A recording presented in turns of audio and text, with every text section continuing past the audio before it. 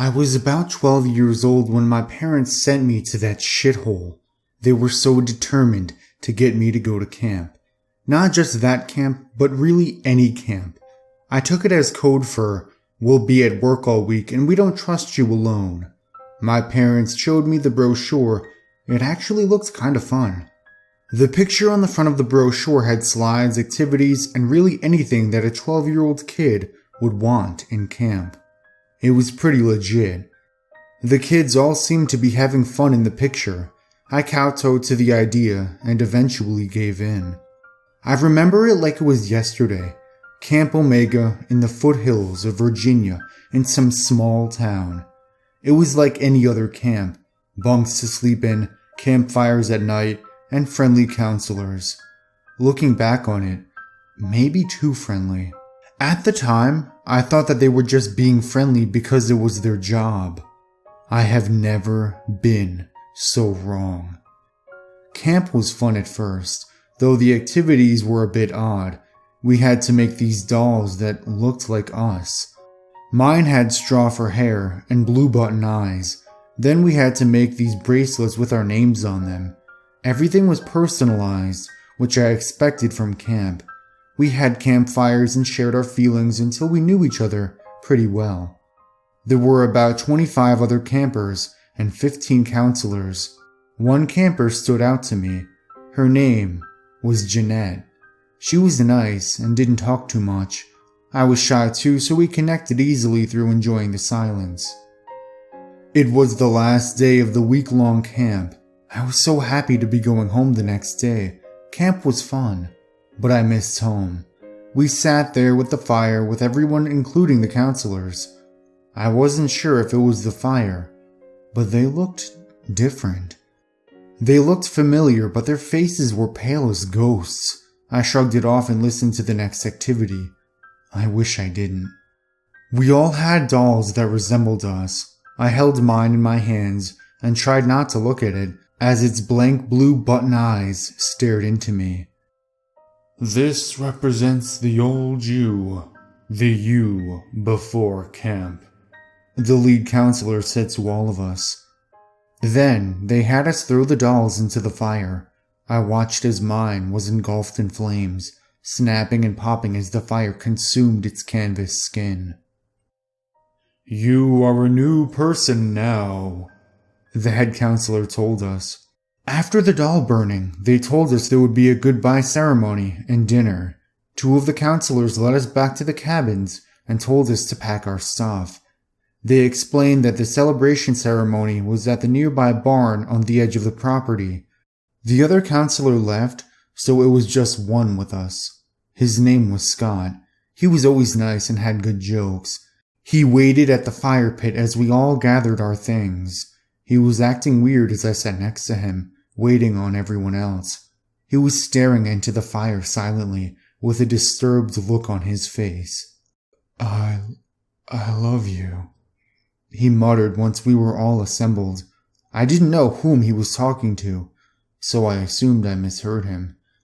I love all you guys, and I'd do anything for you, he said clearly so we all heard it. We all looked at each other with confused expressions, but it was a nice gesture, and we said that we loved him too. He smiled and got up. We're ready, he stated, and led us through the forest to the edge of the camp. It was dark, and the air got thicker. I was excited for the ceremony.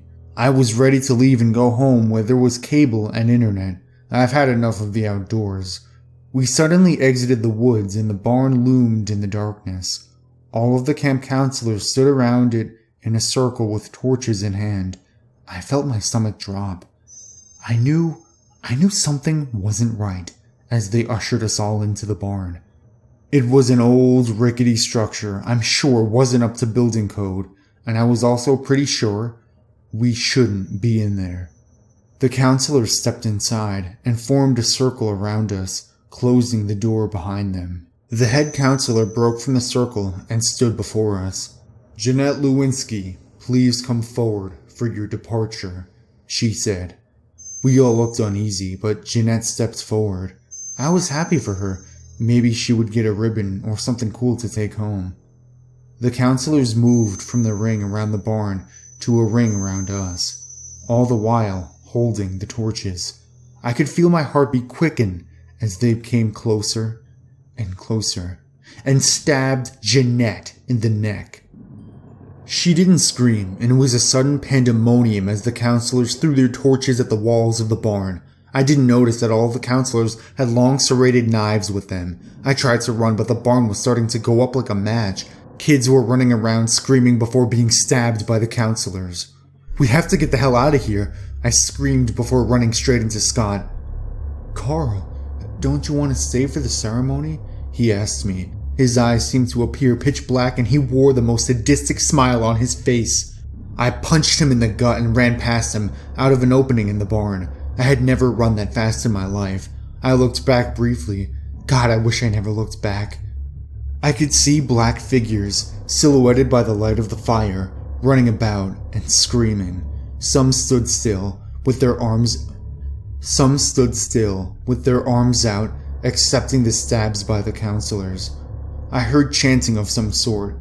At first, I couldn't make it out, but it grew louder. "We know what's best for you. We love you." Over and over again, the sight of Jeanette's last breath as her mouth filled with blood flashed through my mind, and I ran. I ran into the forest, my heart beating in my ears like a drum. I didn't know where I was going. I was just running in the direction that we came from. The chanting followed me. "We know what's best for you. We love you." It repeated like a broken record, over and over. The glow of the inferno lit the property dimly, so I was able to come out of the other side where the cabins were. I looked behind me again. I could see the brush moving and the chanting growing louder. How did they find me? How did they follow me? "We know what's best for you. We love you." I ran faster, but I felt a hand tug on my shirt. I fell, and it fell with me. I looked back to see the counselor. He had my ankle in one hand and a knife in the other. His eyes were empty black pits, and his skin was white as a sheet. I screamed and kicked the knife out of his hand with my other foot.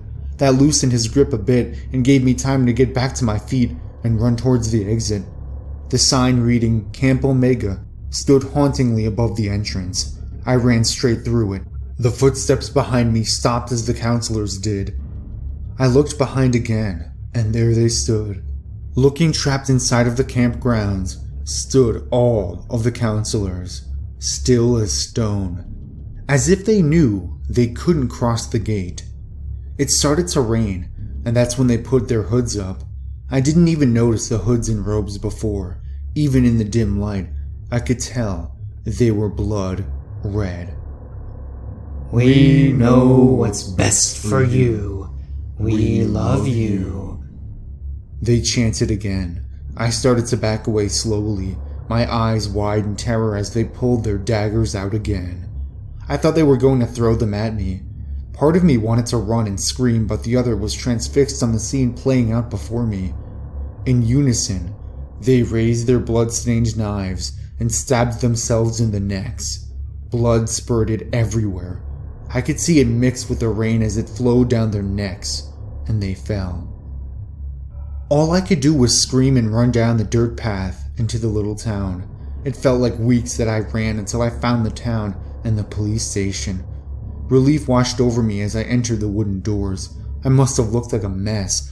My hair was matted with a mixture of sweat and rain. I probably had blood on my hands. I looked down at them. They were clean. The rain must have washed the blood off. I walked to the front desk as calmly as I could, where the secretary looked at me. She had a shocked expression on her face, as if I had just risen from the dead. I assumed it was because of my disheveled appearance. I explained everything to her. The camp, the counselors, what they did, everything. She looked shocked and gave me a glass of water. "Do you want me to call your parents, Carl?" she asked me. "Yes, please." She gave me her phone, and I called them up. I'm surprised they could understand me, since I was choking on my own tears, and snot that ran down my face, it accumulated into my mouth. They came as quickly as they could to pick me up. An hour later, they arrived at the police station. I was so relieved that they found me that once I got in the car, I closed my eyes. I felt safe. I must have fallen asleep because when I opened my eyes, we were in an unfamiliar place. I blinked a few times. We were parked in front of a brick building that loomed gloomily overhead. It was then that I realized something. The woman at the police station. How did she know my name? I never told her. "Where are we?" I asked with apprehension. My parents looked back at me with sad expressions. "Son, we're in a mental institution. We're worried about you," my father stated flatly. My jaw fell open. You don't believe me?" "Carl, you've been missing for a week now. You show up at a police station in this small town ranting about some camp with murderous counselors," my mother stated. I was silent, trying to process everything. "We know what's best for you. We love you," they chanted in unison.